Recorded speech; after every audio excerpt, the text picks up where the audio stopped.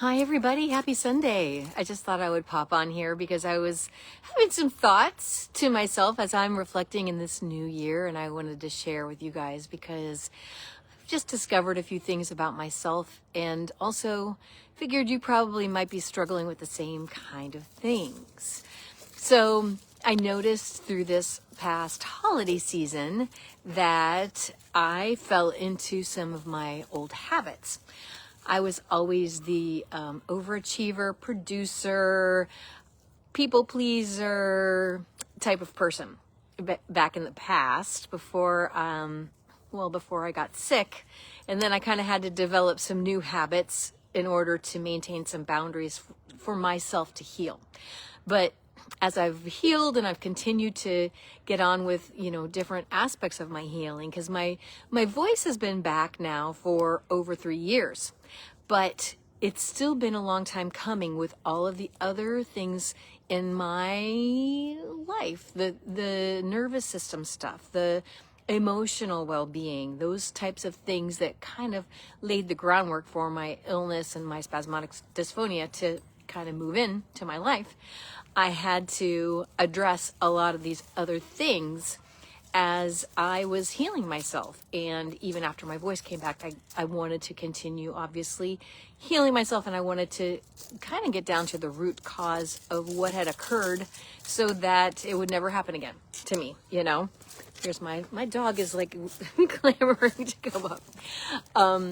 So it's funny because I've had a lot of different life experiences and life circumstances that have taken me hither and yon. And so I haven't had the stars aligned in order to be in a situation where I was tempted to kind of fall into some of those old perfectionist, overachiever traps, which I used to fall into all the time.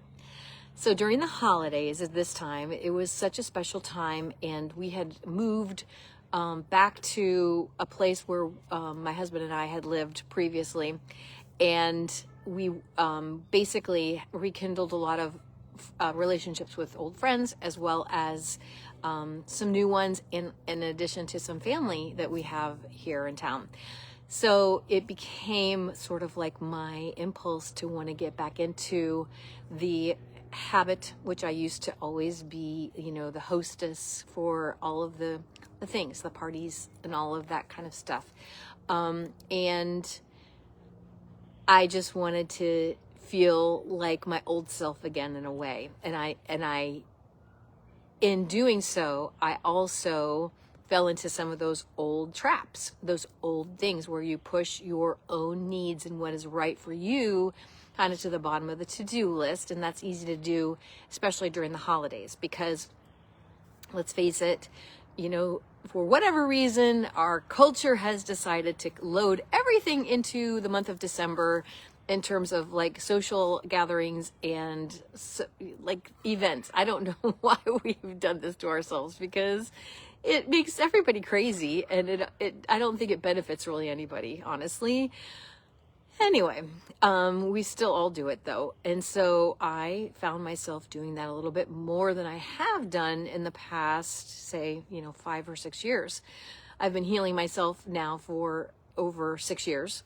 And so it's just so interesting to watch my trajectory.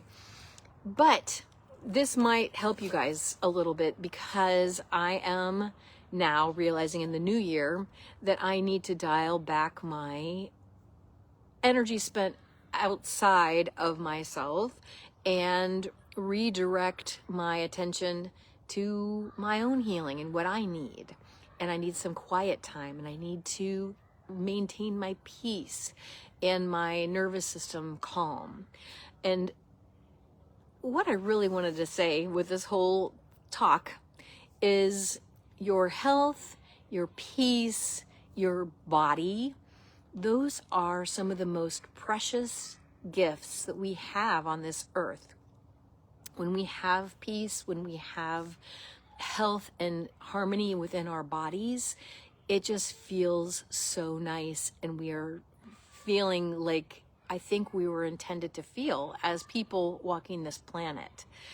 And so what I want to encourage you guys to do, and what I'm going to try and do for myself too, as the new year kind of comes into fruition, is to make those things more of a priority.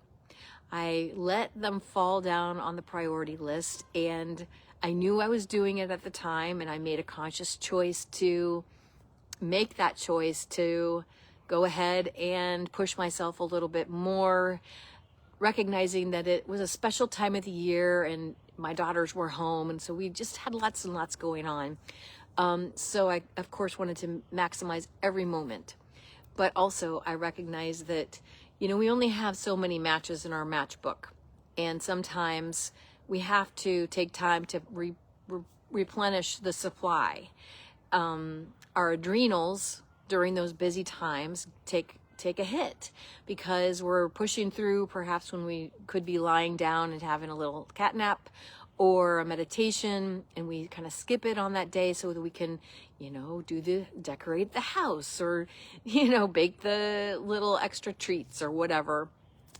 So I guess I just wanted to come on and just as a reminder that you are precious, and it's so important to act accordingly, to treat yourself and prioritize that precious commodity in your life so much. Hold it dear. Treat it as if you were nurturing a little child or a newborn little puppy or kitty. You've got to nurture yourself the same way, because you need that extra attention, especially if your nervous system is out of whack the way mine was. I suspect most of the people that I have met with spasmodic dysphonia have a general dysregulated nervous system. So it's extra important for us to make sure that we bring in that peace and that calm whenever we can, so that we can repair the nerves and then move forward, letting our voice flourish perfectly, as well as all of the other aspects of our bodies and our lives. So anyway, this is just your daily reminder to be kind to yourself, give yourself the peace and comfort moving into the new year that will help you heal the very best. Love you guys. I'll see you again soon.